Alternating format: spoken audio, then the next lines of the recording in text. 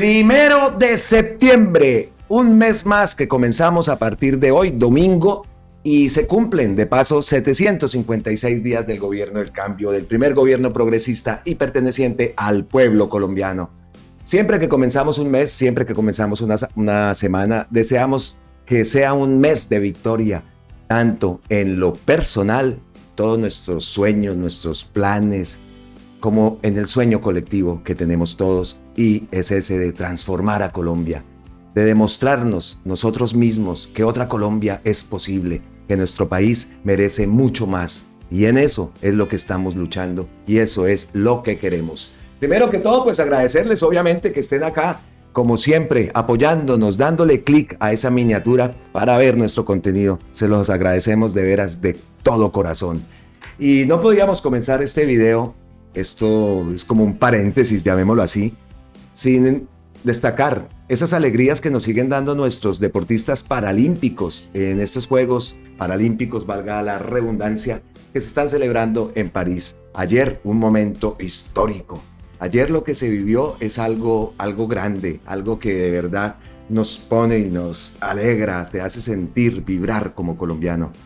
Me refiero a esas 2 medallas que se ganaron el día de ayer, la de Karen Palomeque, que ganó el oro, y Darían Faisuri Jiménez bronce en 100 metros. Recordemos también que aparte de ganar la medalla, Karen también puso un récord olímpico, algo espectacular. También recordemos que la prueba de los 100 metros es considerada la prueba reina del atletismo. Así que es destacadísimo ver esto y ver esas imágenes. Primera, tercera, 2 colombianas en el mismo podio, ver la bandera colombiana subir cuando la ascienden y escuchar ese himno. Espectacular, vea, otra vez se me ponen los pelos de punta. Y aparte de esas grandísimas medallas que, por cierto, nos tienen ubicados en un buen punto en el medallero, yo aquí traía el medallero, está encabezado por China, Gran Bretaña, Brasil, gran papel de Brasil, tiene 8 oros, China tiene 24 oros, Gran Bretaña tiene 14 oros, Brasil tiene 8, Estados Unidos remontó en lo último, estos días se ha remontado porque estaba bastante quedada, 6 tiene Estados Unidos, Australia también tiene 6, Países Bajos con 6, y por acá encontramos a España y a Colombia juntas. Ganó una plata España ahora y nos pasó. Nosotros estábamos 11, España 12, ahora España está arriba, 11 y 12. Estamos por encima de países como Eslovaquia, como Polonia, como este país, como Ucrania, como Japón, como Corea, encima de Túnez, de Singapur, incluso por acá había Bélgica, por acá había otro, Hungría, Alemania, también estamos por encima de Alemania, de Canadá, de México, que no ha obtenido oro. En fin, una gran participación y esperamos que ese medallero siga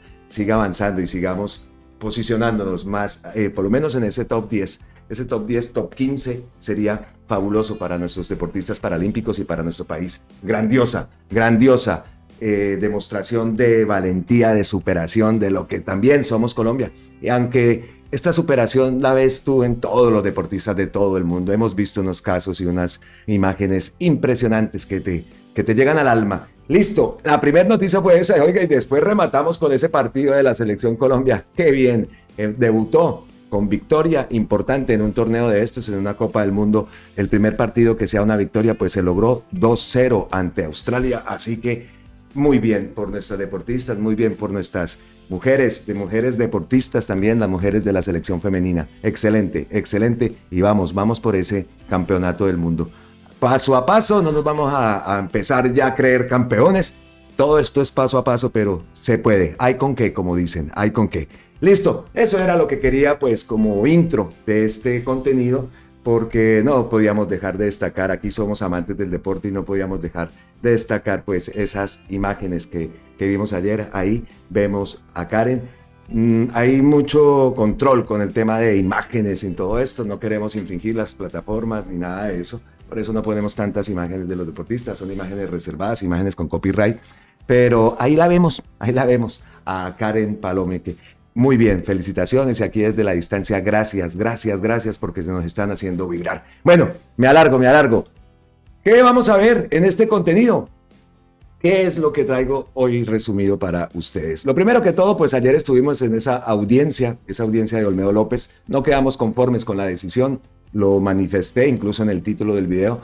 no quedamos conformes que los hayan enviado a una guarnición militar. Pero es que ayer pasaron cosas raras, cosas que yo las destaqué, aquí las tengo incluso, en el momento aquí estaba sentado, anotando y destacando los momentos importantes en la hora, digamos en las 3:58, 4:03, varios puntos que los que vieron la transmisión yo creo que también quedaron, perdón, ¿cómo así? Hay un hecho gravísimo que pasó, ocurrió ayer, entonces eso lo traemos también. Primer punto sería eso. Segundo punto, pues el tema de las muñecas de la mafia que han armado una laraca por lo que dijo Gustavo Petro, dijo la verdad, pero Gustavo Petro no se refería a todas las mujeres periodistas. Y ahí también vimos una manifestación inmediata de la nueva defensora de Iris Marín, que la verdad nos dejó también como plop, ¿no? ¿Esto qué es? ¿Esto por qué esa reacción así? ¿Por qué no lo dijo allá? Ahorita vamos a ver eso. También tenemos reacciones de periodistas que también están de acuerdo con el presidente Gustavo Petro. O sea, no de acuerdo en el hecho de decir lo que dijo, porque puede que de pronto el presidente, por presidente, pues se haya pasado la línea. Nosotros estamos de acuerdo con lo que dijo, eso sí. Pero cuestiones de protocolo y todo eso, bueno. Pero lo que no se puede tampoco generalizar es que Gustavo Petro le haya dicho eso a todas las periodistas. No, sabemos, y más, con el dolor en el alma por la partida de su hija Antonella. Como sabemos, tuvo que presentarse ese viaje, yo creo que ese viaje se presenta en este fin de semana, lo dije ayer, aquí ya termina oficialmente el verano, ya los colegios empiezan esta semana y la semana siguiente ya está todo en orden, todo normal. Es como un febrero en Colombia porque empieza el año escolar y también empieza pues incluso hasta las temporadas en la televisión y muchas empiezan a partir de ahora. Entonces pues yo creo que Antonella ya este fin de semana viajaría con el destino que ella haya escogido. Ese es otro de los temas, no me alargo. Hablando de muñecas, pues también Roma Rosa destapa al muñequito de la mafia. Ahorita tocamos eso. El ACPM también, el precio de la CPM, la subida de la CPM, que nos sorprendió. Incluso un post de Juan Camilo Restrepo, el exministro de Hacienda, que sabemos cómo ataca a Gustavo Petro y cómo pues debate todas las opciones y todas las propuestas que hace Gustavo Petro, pues nos llama la atención un post que envía el propio Juan Camilo Restrepo. Y las ñapitas, como siempre, tenemos ñapitas aquí en nuestro contenido. Sin más, que me alargo mucho, en la audiencia de Olmedo López y Snyder Pinilla y Luis Eduardo López pasaron cosas extrañas, pasaron cosas que no pueden quedar inadvertidas y que no pueden pasar inadvertidas, ¿no? Lo primero, pues obviamente la manifestación, estuve leyendo los comentarios que se estaban presentando en el en vivo, de toda la reacción de todos ustedes, también las personas que estaban conectadas, pues rechazando esa decisión del juez de enviar a Olmedo López, a Snyder Pinilla, a unas guarniciones militares, algo que lo pidieron durante toda la audiencia, por la defensa de ellos pidió eso durante toda la audiencia. El juez en un momento dice que él no estaba de acuerdo con esto, no estaba de acuerdo con que personas privadas de la libertad fueran a guarniciones militares, que eso no era el sitio. Aún así, pues lo decidió. También escuchamos que hubo conversaciones con el general Salamanca, con la misma fiscal Camargo, que para tomar esta decisión que no estamos de acuerdo, y el juez en un momento lo dijo que él tampoco estaba de acuerdo. No es cuestión de alargar mucho el contenido, porque eso es lo que queremos, pero el momento raro. Estábamos también pendientes, ¿no?, del ministro Bonilla y de qué pasaba con el ministro Bonilla, a ver si iban los tiros también por lo que había pasado en la Corte Suprema, donde Olmedo López no pudo demostrar cuál era la participación que él había dicho que el ministro Ricardo Bonilla había tenido en todo este entramado de corrupción. Sí, llama la atención también cómo habla del transporte de dinero, el transporte de miles de millones de pesos.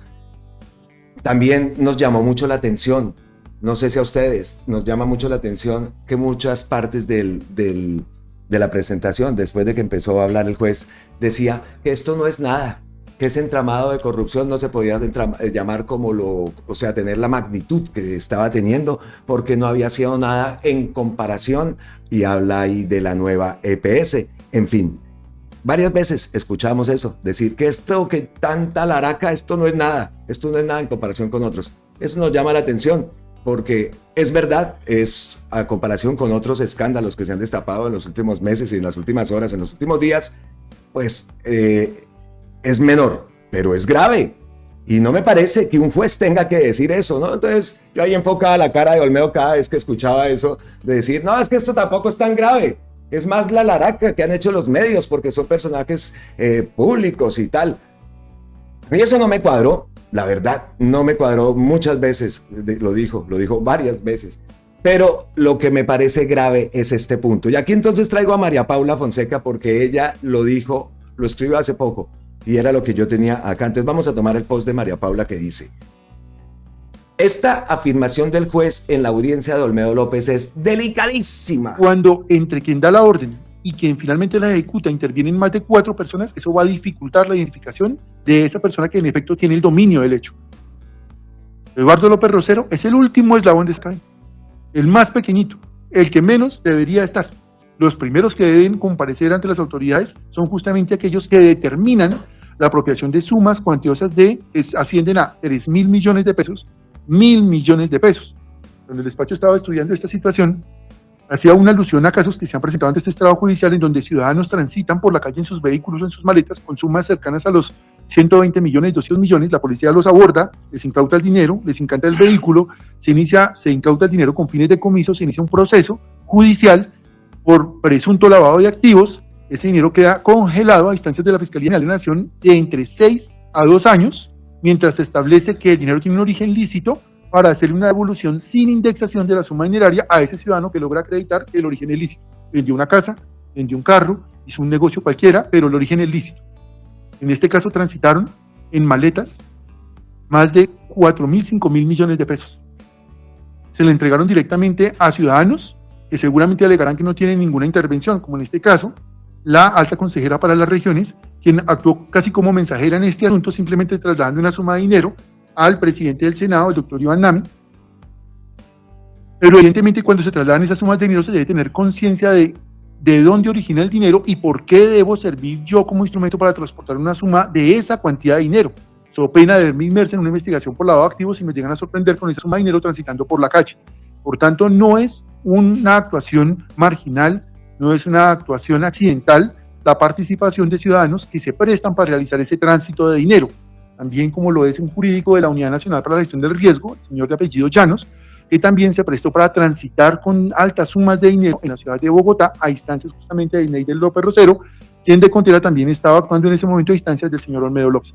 Por lo cual considera el despacho que en este punto debe decir que sí se pudo acreditar con los elementos materiales probatorios ese entramado de ciudadanos que participan, funcionarios públicos en particular, de altas esferas del Estado. Es que las reuniones no se realizaban en el barrio San Nicolás de Cali, que es un sector deprimido de Cali, que es el centro de la ciudad, o en el barrio San Bernardo de Bogotá.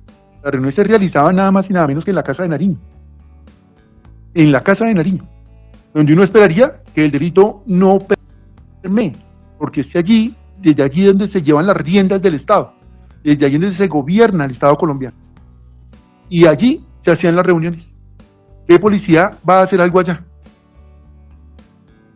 Le podría pasar lo que le ha pasado a los funcionarios de la Policía Nacional que han intervenido en el caso de la señora que presuntamente se quedó con un dinero de una funcionaria también de alto rango a nivel de la Presidencia de la República. Hay funcionarios que han fallecido incluso por hacer actuaciones al interior de la Casa de Nariño. Pero era allí donde surgían las directrices, era allí donde se hacían las reuniones, era desde allí donde se direccionaban los recursos a instancias, se dijo por parte de la Fiscalía, del Ministro de Hacienda y Crédito Público, del director del DAPRI, del director de Función Pública, y se terminaban direccionando los contratos para efectos de justamente lograr la apropiación y el direccionamiento de los mismos para actualizar justamente los relatos que son objeto de investigación por parte de la Fiscalía General de la Nación. Por lo que encuentra el despacho que ese entramado criminal, desafortunadamente y con absoluta vergüenza de decir este operador judicial, permeó estructuras del Estado que incorporan por lo menos 2 ramas del poder público que están llamadas a hacerse control político de manera simultánea en ese sistema de pesos y contrapesos que debe gobernar entre las 3 ramas del poder público que incluyen en este caso la rama judicial.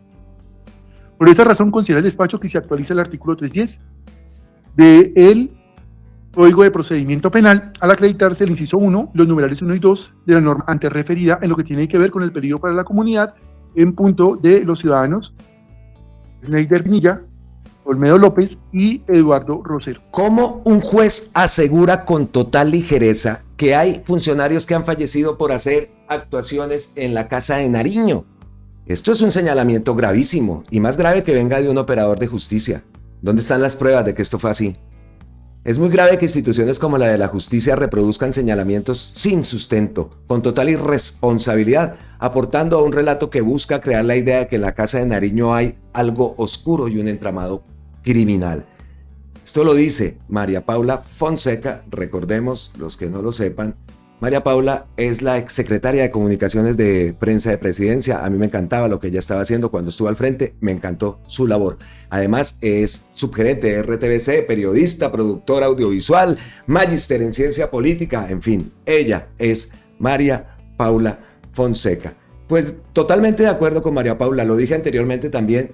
Varias veces decía, esto no es nada comparación con otros, esto no es nada comparación con otros. También dijo en varias ocasiones que esto no era de este gobierno, que era de gobiernos anteriores también, que venía, que no solamente se había producido en este gobierno, no que no era, que no solamente se había producido en este gobierno, sino que ya se había producido, que viene de antes. Eso ya lo sabemos, se ha comprobado e incluso vimos las actuaciones judiciales en contra de los antiguos directores de esa unidad, unos pollos por ahí, ¿no? Un pollo. Pues eso también lo dijo. Y también estábamos entonces pendientes de todo esto porque se tocaron varios temas y siempre se ha dicho ante la opinión pública que se movió dinero para que se aprobaran las reformas que ¿dónde están aprobadas? Pues eso se habla, todo eso se ha dicho, ¿no? Y ahí hablaba entonces, se nombra al ministro de Hacienda, al Ministerio de Hacienda. Pues escuchen lo que dijo, porque estábamos pendientes a ver, después de ver lo que pasó en la Corte Suprema, donde Olmedo López no pudo comprobar absolutamente nada de esa relación y cuál era la actuación la presunta actuación de Ricardo Bonilla redireccionando contratos. Pues ocurrió esto el día de ayer, donde toca ese tema, el juez, el tema del ministro Ricardo Bonilla. Escuchen con atención esto. Siguiente suceso. Se habla de un direccionamiento contractual. En este punto se hizo alusión, o por lo menos encontró el despacho, a algunos aspectos relacionados con la asignación de unos recursos directamente a la Unidad Nacional para la Gestión del Riesgo, porque al parecer era una unidad que se encontraba desfinanciada para ese momento, y se buscó por intermedio, al parecer, del Ministerio de Hacienda y Crédito Público, del ministro de Hacienda, porque no es la entidad, sino es la persona, a través de una persona de su confianza, que también está mencionada en los elementos materiales probatorios, que se hiciera todo el direccionamiento para lograr direccionar esa suma de dinero. Aquí hay un componente importante, que también compromete varias ramas del poder público, y eso sí es una cosa que es bastante llamativa en este caso, y es el hecho de que al parecer lo que se pretendía también era lograr unas mayorías para la aprobación de una serie de leyes que se están presentando en el Congreso por parte o por lo menos en las que tiene interés el gobierno nacional. Allí se habla de la reforma a la salud, se habla de la reforma pensional. Realmente el despacho, cuando revisa este segundo suceso, a pesar de que hay elementos que apuntan en esa dirección, lo cierto es que no encontró realmente cómo podría amarrarse esas afirmaciones que se realizan producto de la recepción de los interrogatorios relacionados con el direccionamiento de esa suma de dinero, más allá de fondear la UNGRD, con el direccionamiento contractual que se hizo para este caso. En tanto que estos contratos, al parecer, le fueron asignados a personas conocidas de vieja data del señor Snyder Pinilla Álvarez. Así lo refiere la Fiscalía General de la Nación en desarrollo de su intervención. Habla de que de infancia los conocía y que al parecer por eso fueron direccionados. En este caso, el compañero sentimental de la señora Marilyn Dayana Cadena Prada, quien es la representante legal de Maquinaria Rental SAS, Maquisabana Rental SAS, corrige el despacho, y el señor Nelson Raúl Triana Cárdenas, quien es el representante legal principal, como representante legal suplente, Óscar Mauricio Rojas Camargo, de Proyecta ING SAS. Siguiente suceso. Por eso el despacho reitera esa superlatividad que se le ha dado a este caso, producto de un nivel de corrupción que no llega ni a los talones, por ejemplo, al caso del carrusel de la contratación, ni a los problemas que se están investigando, por ejemplo, con el caso de la nueva EPS. Esto no le llega ni al 0.10%, yo creo, de lo que está sucediendo en esos eventos. Por eso este caso no tiene la envergadura que se le ha querido dar. Lo que pasa es que compromete funcionarios públicos de alto estándar dentro del gobierno y ese es justamente el problema que se le está presentando en este evento. Bueno, escuchamos la parte del ministro, ¿no? La parte que habla de no encontró pruebas. De esto tenemos que decir que al finalizar la audiencia, el controvertido abogado de Snyder Pinilla dijo que la opinión pública, que todos los medios o nosotros nos íbamos a quedar solamente con esa parte, que ellos tenían pruebas y que, en fin, seguiremos esperando las pruebas, pero por el momento lo que han presentado no sirve. Y un punto también que hablaba el juez, porque es que fueron momentos en que de verdad que estábamos así, nos dejaba uno como sorprendido de cada vez que a veces intervenía o cosas que decía. Otra de los momentos fue el tema de las cajas, esas cajas que vimos videos que sacaban unas cajas. No, en este tema de las cajas lo que dice él es que no se pudo comprobar que esas cajas efectivamente fueran de este caso. Podrían ser cajas de otros casos. Habla también de un total desorden en cuanto a lo que tiene que ver con los papeles, la forma como llevan los archivos en la unidad. Eso es una tarea que Carlos debe estar agilizando, digitalizando todo eso. No sé cómo debe ser, porque según dice este juez es una cosa terrible el desorden que hay de papeles, de archivos, que lo que le mandaron a él eso era una cosa que no se podía comprender, pedazos que faltaban, en fin. Incluso habla hasta de una intervención para la Unidad Nacional de Riesgos por este tema de los documentos, cómo es que tienen todo ese papelerío y que por eso también se presentan muchos casos de corrupción y hasta entre todo eso serían las cajas que sacaron, así que el tema de las cajas lo deja claro. Pero en el tema de las cajas también dice y habla de los medios, que esto fue otro momento también que nos dejó como que depende del medio en donde se publique, ¿qué valor tiene la nota periodística, la función de una nota periodística en un caso? En un caso, y sobre todo pues estamos en este caso, ¿qué valor tienen? ¿Cómo lo asumen? ¿Y cuál fue la decisión del Consejo de Estado respecto a las notas periodísticas? Entonces escuchemos ese puntico y ya con esto cerramos lo que tiene que ver con el resumen que hicimos y traemos a ustedes aquí de la audiencia que se presentó el día de ayer. Escuchen. En lo que tiene que ver con este tema de los datos abiertos, el despacho tuvo la oportunidad de hacer unas validaciones en punto de qué ha entendido, en especial el Consejo de Estado, sobre las notas de prensa. Esa instancia del Consejo de Estado, en la Sala de lo Contencioso Administrativo, sección tercera, subsección A, consejero ponente Mauricio Fajardo Gómez, desde el 18 de julio de 2012 bajo el radicado 19.001, 2331, 000, 20.000, 52, 20-01, estableció el nivel de probatorio que se le puede dar, en este caso, a las notas periodísticas. Y en esa providencia, ese consejero ponente, con la suscripción de los integrantes de la sala, dijeron lo siguiente, abro comillas: conforme al artículo 175 del Código de Procedimiento Civil y a lo que ha sostenido la doctrina procesal, la publicación periodística que realice cualquiera de los medios de comunicación puede ser considerada prueba documental. Sin embargo, en principio, solo representa valor secundario de acreditación del hecho en tanto por sí sola únicamente demuestra el registro mediático de los hechos. Carece de la entidad suficiente para probar en sí misma la existencia y veracidad de la situación que narra y o describe, y su eficacia como plena prueba depende de su conexidad y su coincidencia con otros elementos materiales probatorios que obren en el expediente. Por tanto, individual e independientemente considerada, no puede constituir el único sustento de la decisión del juez. En la jurisprudencia de esta corporación existen precedentes que concuerdan con esta posición. Se ha estimado que las publicaciones periodísticas son indicadores solo de la percepción del hecho por parte de la persona que escribió la noticia y que, si bien son susceptibles de ser apreciadas como medio probatorio en cuanto a la existencia de la noticia y de su inserción en medio representativo, periódico, televisión, internet, no dan fe de la veracidad y certidumbre de la información que contienen, cierro comillas. ¿Qué significa eso? Que las notas periodísticas solamente prueban la existencia de sí mismas, nada más. Solo tienen la capacidad suasoria de probar lo que dicen si tenemos otros elementos materiales probatorios que, analizados en contexto, permitan establecer que lo que informa el periodista en efecto es cierto.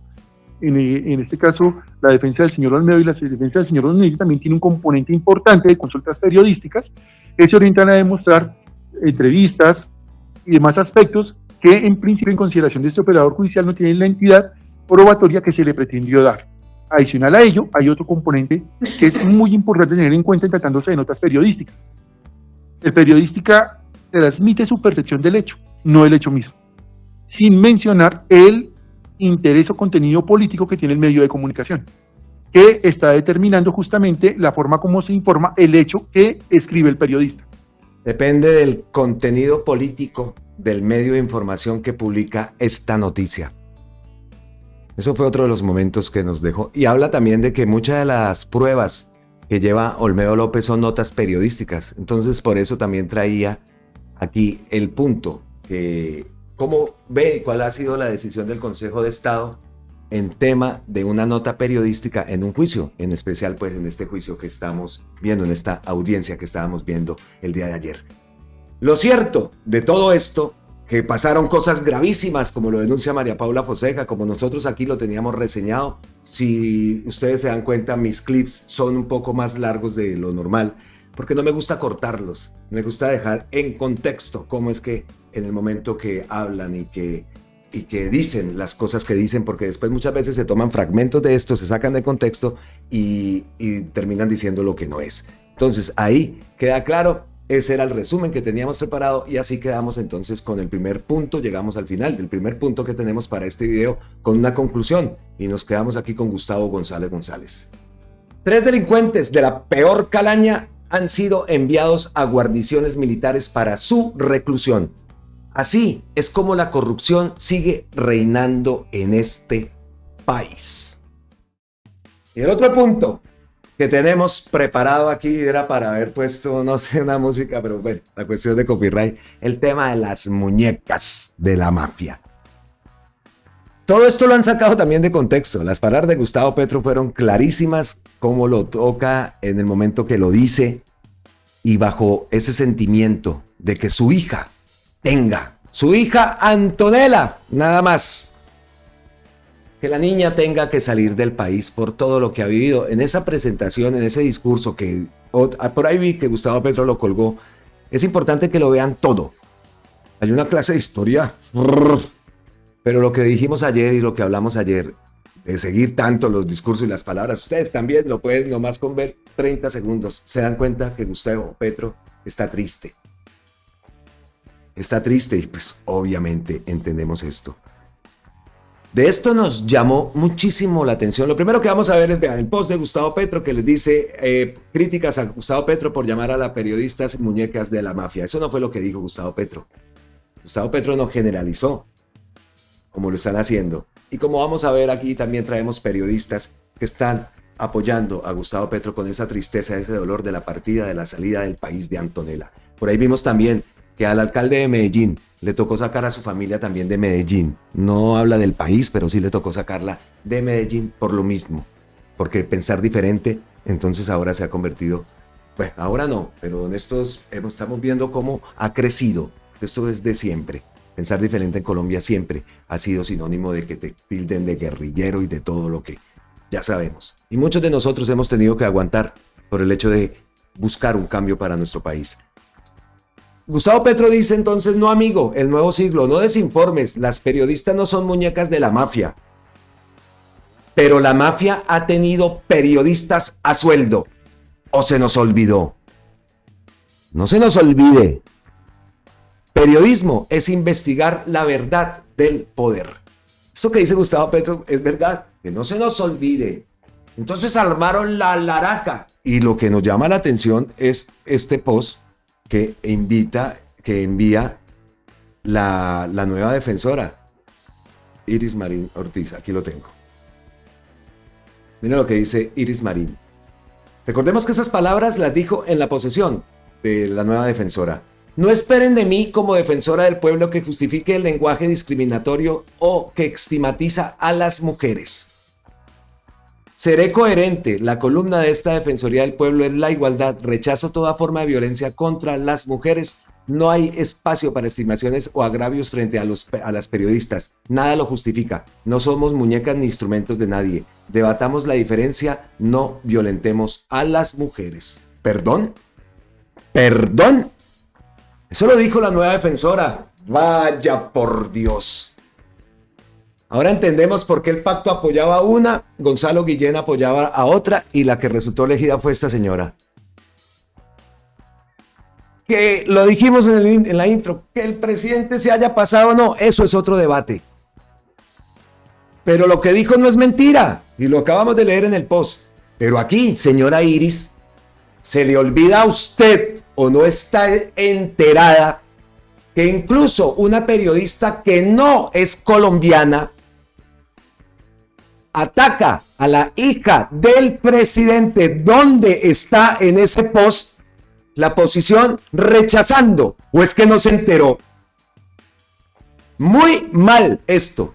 ¿Y por qué no lo dijo allá cuando se lo dijo? Me parece terrible cómo empezamos con esta defensoría. Me parece terrible este punto. Cuando yo lo vi, yo no lo podía creer. Ustedes lo están viendo, no lo están viendo, aquí está. Y es de la cuenta de ella. Es de la cuenta de ella. Entonces, a mí esto no me gusta. Incluso cuando ocurrió, no lo publiqué. Aquí dice Libertad, por ejemplo, el presidente no tiene que estigmatizar, agraviar a nadie. Nosotros solitos tenemos ojos y oídos. Los delincuentes lo sabemos diferenciar. Y usted, es la respuesta que le da a la defensora. Pero, como lo digo, a mí no me gustan estas cosas. Incluso cuando la niña publicó la carta, aquí no le dimos visibilidad. Estuvimos de acuerdo con lo que dijo. Pero pues por tratarse también de una niña y pues la hija del presidente, darle visibilidad en el momento no me pareció correcto. Pero ahora sí lo traigo. Y ahora sí lo traigo y la repostea, la recuerda Mamertos y la repostea el propio presidente Gustavo Petro.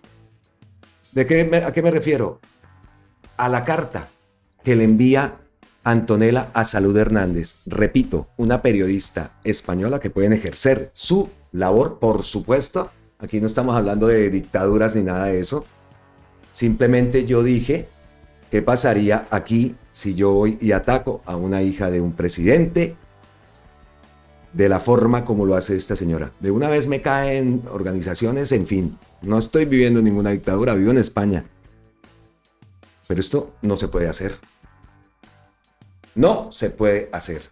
Entonces por eso traigo la carta. A palabras necias, oídos sordos. Es una frase que incontables ocasiones me han repetido y en la que creo. No obstante, que las palabras necias provengan de una de las revistas más importantes del país, como lo es la revista Innombrable, y más específicamente de la periodista Salud Hernández, amerita una respuesta. Primero que todo, cabe aclarar que a todos los actos públicos a los que he ido lo he hecho por voluntad propia y no porque mi padre me obligue, nunca lo haría. Me gusta aprenderle de lo que dice y al mismo tiempo sacar mis propias críticas. Además, como cualquier otra persona, estoy en mi derecho de marchar por los derechos de los y las trabajadoras, sabiendo que en unos años me convertiré en una más. Estar al lado de mi padre y apoyarlo como cualquier hija apoyaría a su padre no debería ponerme en el foco de atención como usted lo insinúa, Salud.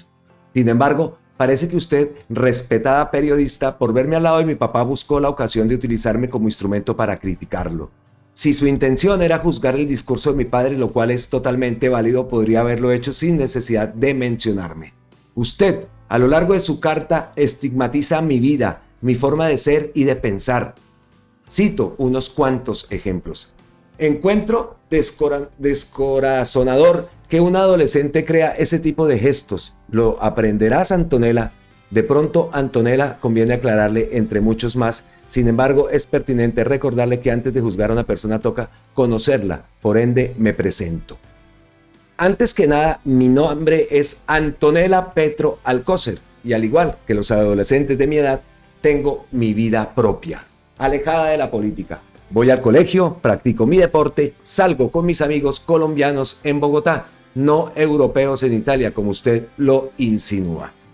Asimismo, me interesa la política. Es un mundo en el cual crecí y el cual me apasiona. Si bien me gusta mantenerme al margen de lo que sucede, también me gusta charlar con mi padre de vez en cuando, que me dé su opinión sobre los hechos históricos del país o de la actualidad. Me gusta que me hable de su plan de gobierno y las reformas que quiere plantear. Sin embargo, a lo largo de mi corta vida me enseñó también que un punto de vista personal y crítico no se construye con una sola opinión, sino con varias, lo cual es una de las cosas que más le agradezco de mi educación. Por eso mismo me gusta leer libros de personalidades que no comparten sus ideologías políticas. Por ejemplo, mi más reciente lectura es La explosión controlada, de Alejandro Gaviria.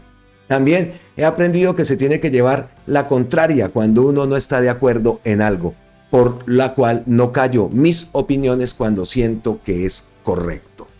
Por ende, concluyo que por más que mi cerebro tiene mucho que aprender y abrirse todavía, no soy una adolescente ni sesgada ni ignorante como usted lo intenta plantear en incontables ocasiones en su artículo. Por eso mismo le escribo esta carta, ya que no permitiré que mi nombre sea usado para desprestigiar a mi papá. Cuando hay cosas que deben ser criticadas del gobierno de mi padre, como en cualquier otro gobierno, soy la primera en decírselo y darle mi opinión. Sin embargo, hay unas cosas que usted sugiere que le plantee a mi papá, las cuales no comparto. No las citaré, puesto que no me parece oportuno. Sin embargo, la invito, respetada periodista, primero que todo a ver las dos caras de la moneda y recordar quiénes fueron los que verdaderamente apostaron por la paz, dejaron las armas y ayudaron a construir la constitución moderna que hoy tiene Colombia. Por otro lado, también la invito a ver la diferencia entre una guerra y un genocidio. Para finalizar, no menos importante, usted sugiere que yo y los próximos retoños del mandatario de turno deberíamos ser invisibles. Rechazo enérgicamente esta afirmación. Al igual que cualquier otro civil, nuestra libertad llega hasta que afecta a la del otro, y por aprovechar la oportunidad de aprender y apoyar a nuestros papás, independientemente de su trabajo, no estamos afectando a nadie. En este caso puntual del 1 de mayo yo era invisible, puesto por más que estuviera presente en el acto, la gente estaba pendiente del discurso de mi padre y de las reivindicaciones de los y las trabajadoras, no de mí, como tiene que ser. La que decidió que me volviera visible una vez más escribiendo este artículo fue usted.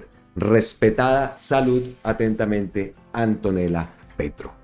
Traigo esa carta, recordamos esa carta, incluso vamos a recordar lo que dice Mamertos aquí cuando la publica. No podemos olvidar esta carta que le escribió Antonella a la franquista Salud Hernández para responderle con educación a sus miserables ataques. Esto lo reposteó Gustavo Petro el día de hoy y la traigo porque me parece increíble, aparte de lo que ya sabemos de esta periodista, increíble la posición de la defensora del pueblo. Señora defensora, comenzamos mal, comenzamos bastante mal, y aquí no se trata de que tiene que ser petrista, no señora. No señora, se lo dijo el propio presidente ahí en su posesión. Pero comenzamos muy mal. Qué desconocimiento total en este caso, señora defensora. Han tenido muchas respuestas el post de la defensora del pueblo. Y hablaba también de periodistas que envían su apoyo a Gustavo Petro, y traigo nada más ni nada menos aquí un post de Claudia Julieta Duque. Lamento mucho la situación que ha llevado al exilio a la hija menor del presidente Gustavo Petro. Nada justifica poner a los y a las niñas como carne de cañón de odios, vendetas políticas e instrumentos de ataque. Mi solidaridad sincera con la familia Petro. Lo sucedido es demasiado doloroso. Como país deberíamos sentir vergüenza. La columna de mañana se llama La factura refundida. Está una prueba importante del Consejo Nacional Electoral sobre la probable violación de topes de campaña por parte de Gustavo Petro. Desde las 6 de la mañana en Los Danieles. Pues ahí escuchamos al muñeco de la mafia, como le dice Roma Rosa, a lo que dice Roma Rosa. A Coronel se le olvidó que el CNE Colombia, que perdió oportunidad en términos 30 días después de la elección, no puede sancionar a Petro. Si al caso, a la campaña Petro por cuenta del corrupto Consejo de Estado. El muñeco de la mafia.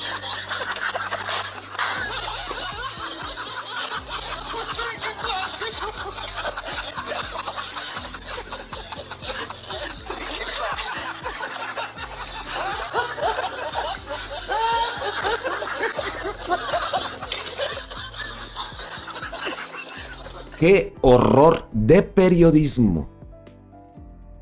Vean las respuestas. Aquí le da una Jair Rick, arroba Jairo Ricardo. Jairo Ricardo, sí, arroba Jairo Ricardo, os1.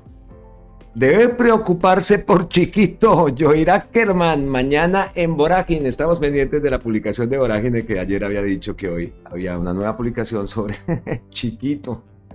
A ver qué dice Juan. Al parecer, otro muñeco de la mafia.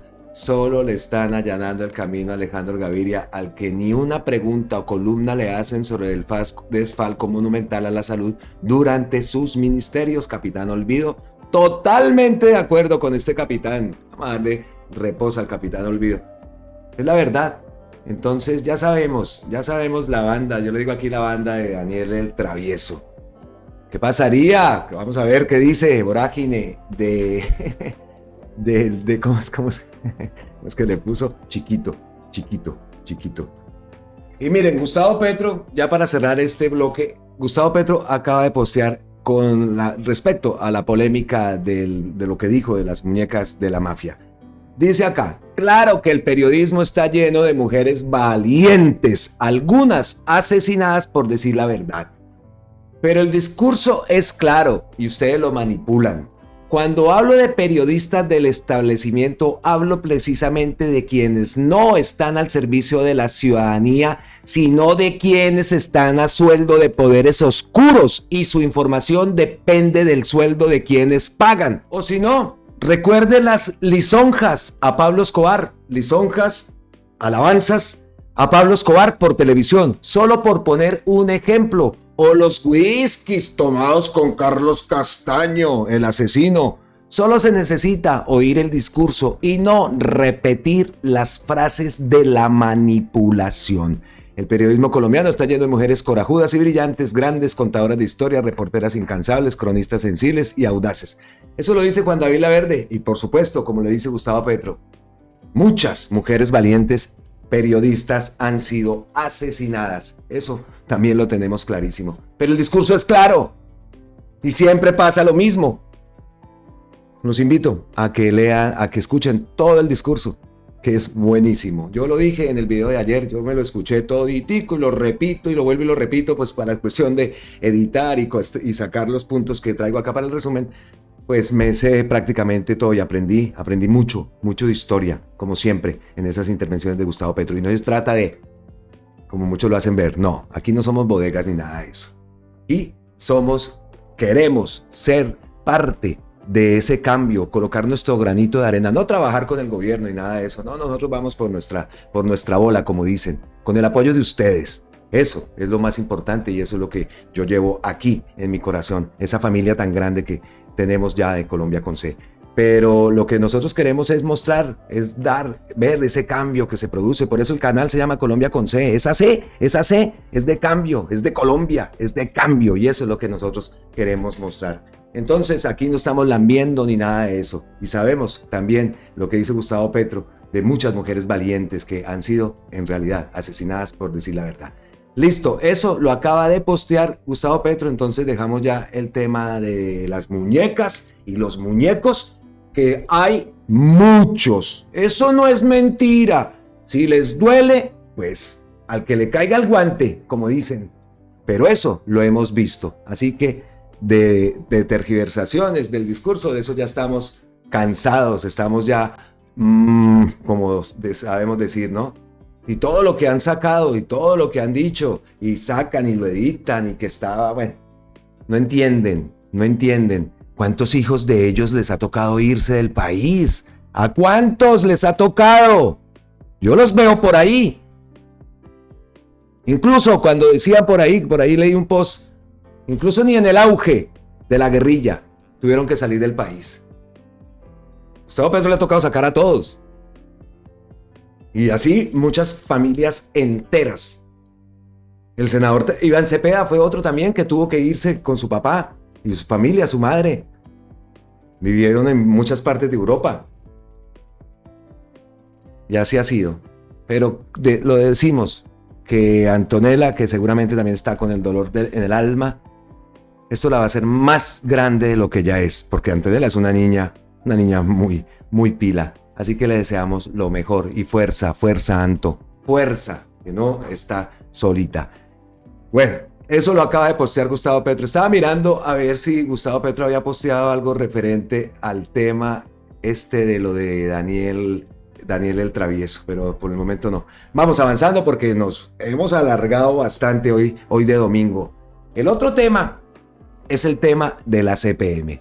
Ayer lo vimos, yo coloqué en medio de un receso, pues vimos las palabras del ministro Ricardo Bonilla. Pues aquí las traigo para que las escuchemos entre todos también.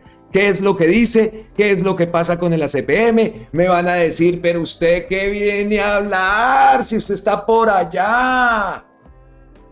Tengo también, ¿por qué no voy a poder opinar? Sobre todo el porqué de ese incremento en el precio de la CPM. Escuchemos al ministro Ricardo Bonilla. El precio del diésel está congelado desde el 1 de enero del 2020. Llevamos 56 meses con precio congelado. Hemos cerrado la brecha de la gasolina. Nos queda por cerrar la brecha del diésel.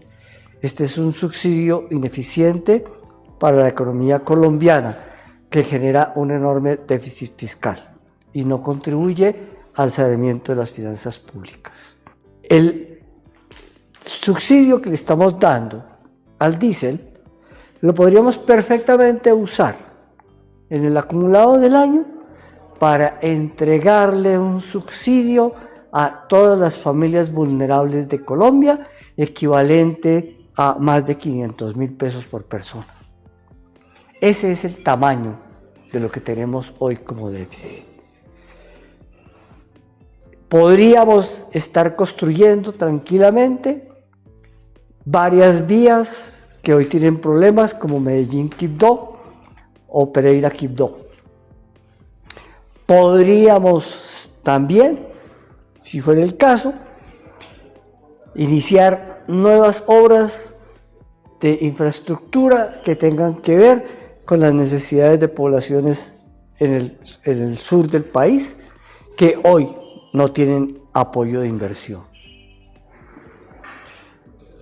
Pero si no fuera tampoco este tema, el déficit del Fondo de Estabilización de Precios de los Combustibles ha equivalido en todo este tiempo a un promedio de 56 billones destinados a financiar el diésel, con los cuales el parque automotor de camiones de servicio de carga que tiene más de 10 años habría sido renovado en su totalidad.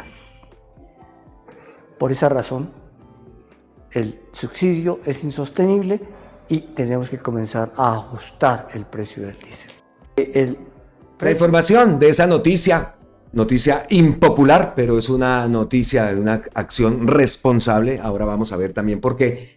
A partir de ayer se subió el precio de la gasolina a 1.904 pesos. De esto, ¿qué se espera ahorrar?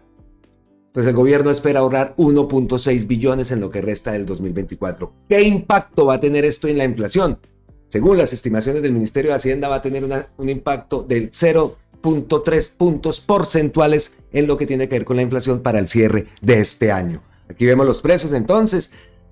Aquí me llama la atención, Cali siempre ha sido como más cara, ¿no? Estaba en 9.882, quedan 11.795 a comparación con otras ciudades que tenemos ahí alrededor, es de las más caras. Bogotá, 11.660, Medellín, 11.680, una diferencia de 1.904 en Bogotá, una diferencia de 1.903 en Medellín. Nos vamos para la Búcara, 11.422 y la diferencia es de 1.000, allá era más barata la gasolina.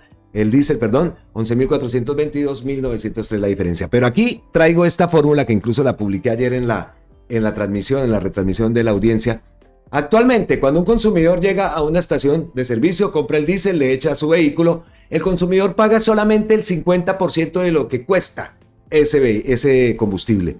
¿Quién paga el resto? Pues el gobierno. El gobierno lo paga a través del Fondo de Estabilización del Precio de los Combustibles. ¿Esto qué ha pasado? Pues que ha llevado a un problema fiscal histórico que ha representado acumuladamente en pesos del 2024 cerca de 115 billones de pesos. Ese datico importante. Otro datico importante, el 100% del déficit Fondo de Estabilización del Precio de los Combustibles en 2024 corresponde al diésel. Esto se ha convertido en una situación insostenible para el país, el cual ha puesto en jaque la viabilidad fiscal de la nación. Este subsidio además lo reciben las personas con más ingresos de la población, lo de siempre. Pero aquí lo que me sorprendió fue este post de Juan Camilo Restrepo, exministro de Hacienda, crítico del gobierno. Hay que reconocerle al gobierno de Gustavo Petro el coraje político que representa empezar un ajuste gradual al precio del ACPM. Vendrán seguramente fuertes protestas, quizás un paro camionero, pero debe persistir. Ese subsidio es uno de los más costosos con que carga la política fiscal y una de las razones de por qué las cuentas públicas muestran un gigantesco desajuste. Ojalá que cuando arrecien las protestas de Tigre Camionero no se vaya a asustar con el cuero de la buena decisión que vaya a tomar. Ay, que lo van a asustar. No. Además, ya vimos quiénes son los influenciadores de ese paro camionero, ¿no? Los verdaderos camioneros no se sumaron al paro. Entonces destacamos lo que dice Juan Camilo Restrepo. Destacamos también, como dice él, el coraje político que tiene Gustavo Petro y los mismos que siguen. Entonces, ahora están rebuznando. Deberían entonces leer el post de Juan Camilo Restrepo. Fehaciente. Ese es de los más fuertes contradictores que tiene Gustavo Petro. Pues Juan Camilo Restrepo. Ahí está la decisión. Ya depende entonces lo que quieran hablar. Decíamos entonces que el paro de los camioneros. Wilson Arias. Los transportadores iremos a un paro cuando busquemos el beneficio de los transportadores. Son palabras de un... Escuchemos a este amigo camionero. Buenas noches para todos y todas. Hoy 26 de agosto del año 2024, Selson Pava, presidente de la Asociación Andina de Carga Liviana. Con respecto al anuncio que viene haciendo Fede Trascarga con el señor Henry Cárdenas y la señora Nidia de Colfecar, yo les digo que los transportadores iremos a un paro cuando verdaderamente busquemos el beneficio de los transportadores.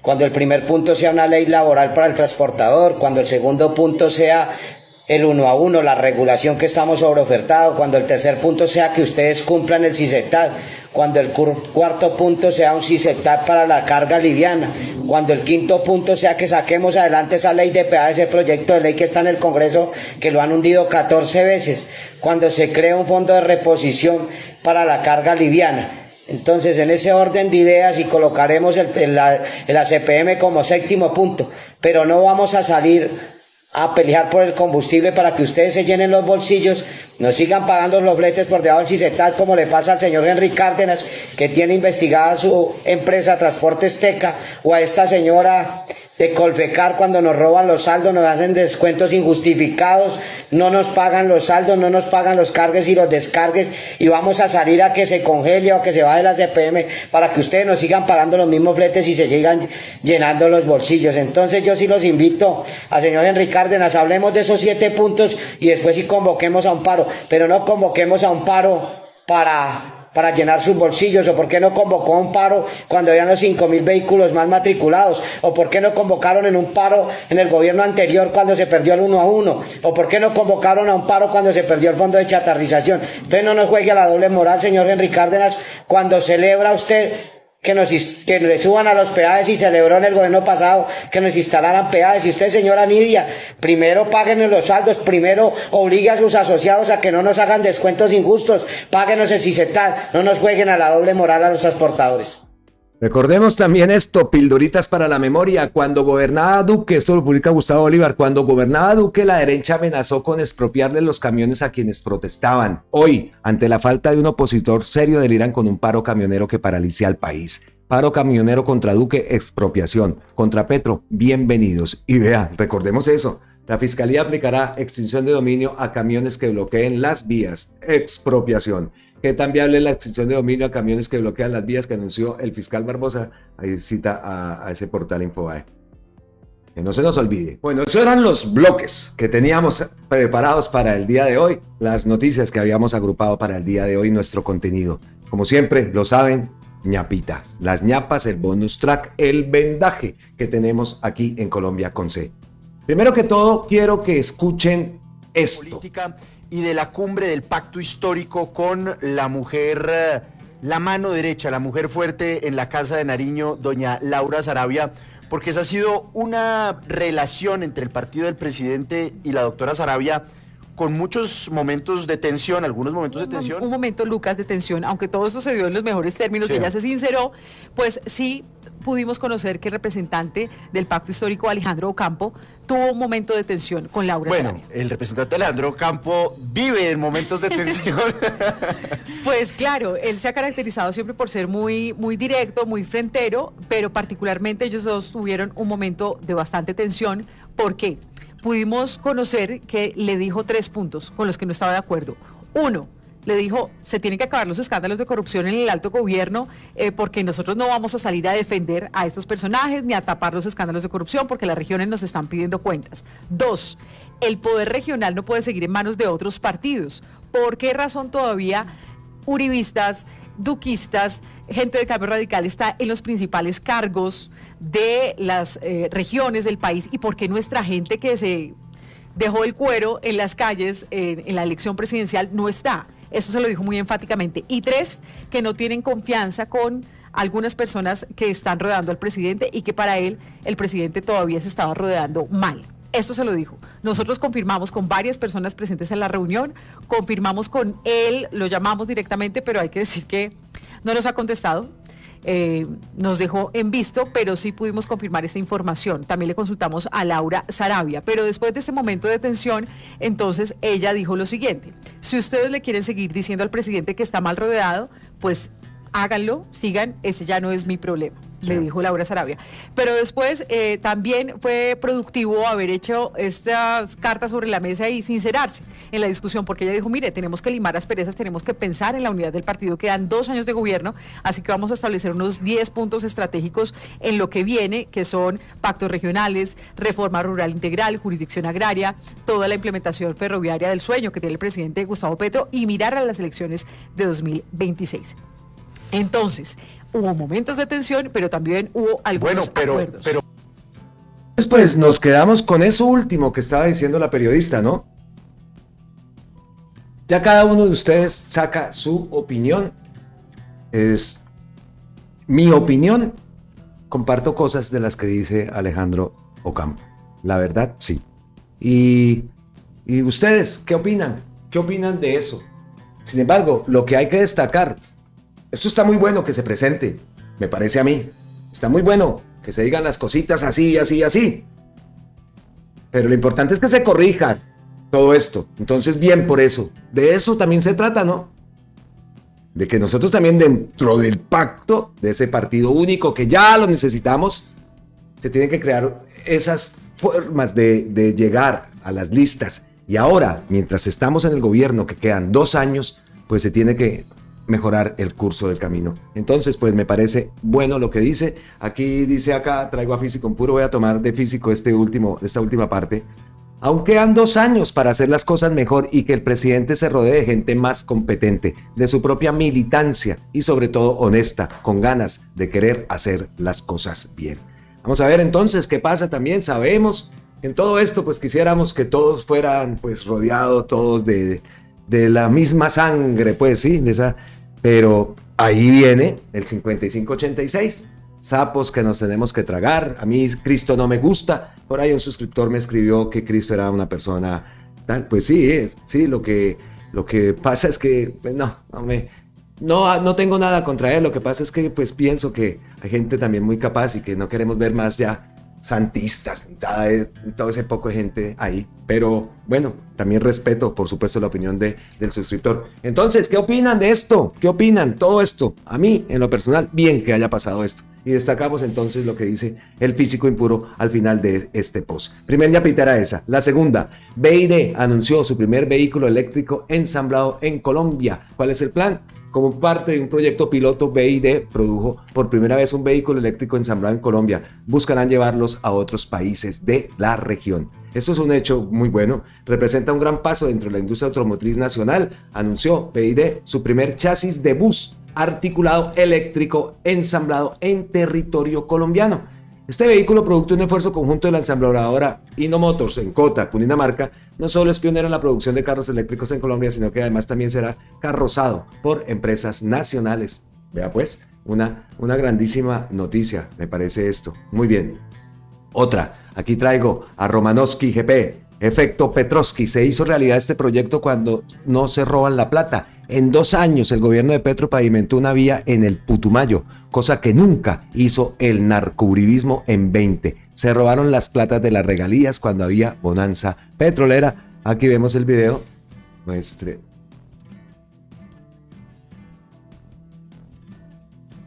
Véalo, ahí van.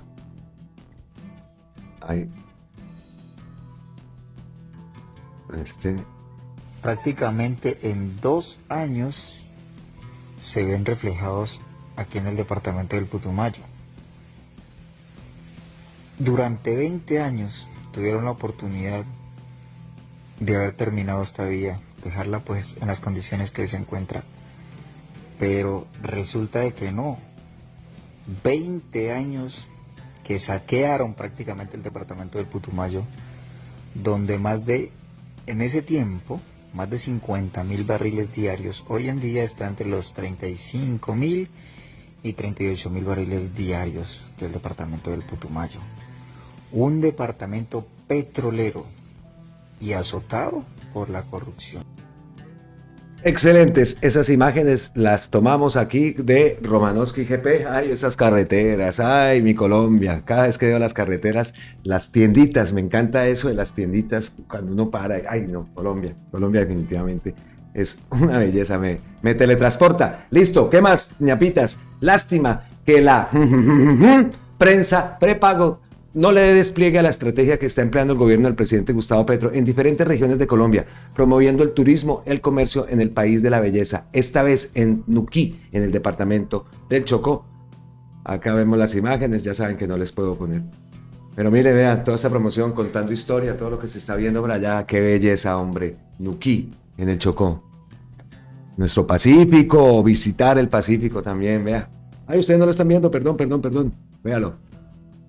Véalo. Colombia, el país de la belleza.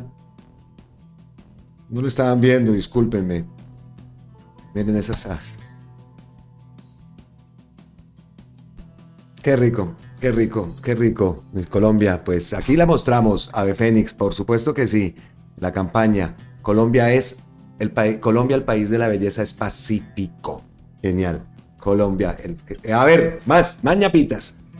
5 predios, 1.300 hectáreas de tierra productiva que eran de Musa Besaile se incorporarán a la reforma rural. Es alentador ver cómo se están recuperando bienes de los corruptos de Odebrecht para entregárselos a los campesinos. Así se hace justicia. Esa era otra de la ñapita, traíamos ahí a la senadora Esmeralda Hernández. Y vean esto para cerrar. En video, Supersalud encuentra medicamentos vencidos en caja de previsión social de la Universidad de Cartagena y propicia su decomiso. No les puedo poner el audio, música. Bueno, solo es el audio, solo es música, las imágenes son... Vean.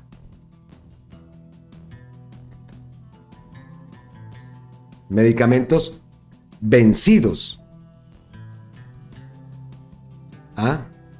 Vean eso. Según dice la cuenta de Supersalud, propicia su decomiso, obviamente. ¿Cómo la ven? Increíble. Después de las revelaciones que vimos esta semana, cómo esconden los medicamentos, pañales, cómo la gente sigue haciendo filas eternas. Vean ahora esto. Con esa ñapa, triste ñapa, pero afortunadamente se descubrió, eso los responsables tienen que pagar por eso. ¿Qué hay por acá? Gustavo Petro, estoy viendo aquí un post que acaba de enviar. Con esto vamos a cerrar este video. Se han organizado para dar el golpe de Estado, lo anunciado se desarrolla. Del pueblo que me eligió dependerá que el designio oligárquico se vuelva realidad o los derrotemos de nuevo. Esta no será una votación parlamentaria de nuestros enemigos para sacarnos, esto será una lucha popular. Creo que se refiere a todo el tema de lo que publica el muñeco de la mafia. Creo que los tiros van por ese lado. Se ha organizado para dar el golpe de Estado. Lo anunciado se desarrolla. Del pueblo que me eligió dependerá que el designio oligárquico se vuelva realidad o los derrotemos de nuevo. Esta no será una votación parlamentaria de nuestros enemigos para sacarnos. Esto será una lucha popular. Ojo, ojo con esto que acá habla, esto que dice Gustavo Petro. Creo que por ahí van los tiros con lo que publicó, con lo que publicaba Daniel el Travieso. Uy, uy, uy, uy, uy, uy, uy. Con eso cerramos entonces este video. Esto, como lo digo, lo acaba de postear Gustavo Petro no hace más de 20 minutos en el momento que estoy editando este contenido. Estoy cerrando este video.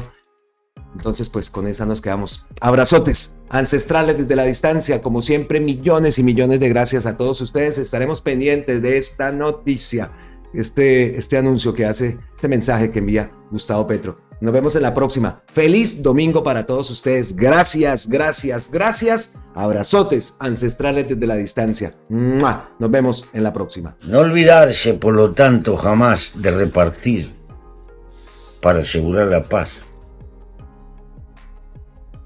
Y para que sea posible que la historia martirizada de Colombia pegue un vuelco y camine hacia un porvenir de esperanza para todos. Gustavo Petro, mi amigo, tiene empatía con el pueblo humilde y con el pueblo más sufrido, con los más desfavorecidos.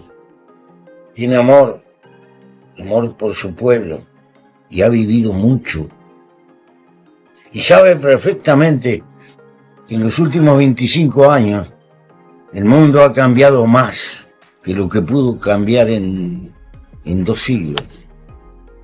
Y eso es una enseñanza.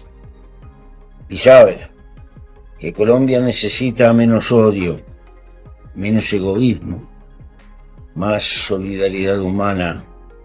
Y sabe perfectamente que tiene el corazón comprometido.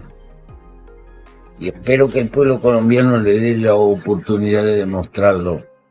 Pero no se olviden, ayúdenlo, porque no hay ningún hombre mágico arriba de la tierra. Colombia merece otro destino y otra suerte. Honren a la hermosura de la naturaleza que tienen. Pónganse en la altura de esa vertiginosa naturaleza. Cultiven una nueva sociedad. Por la paz, por el pan, por el nosotros, por Colombia, por nuestra América Latina. Un abrazo al pueblo colombiano.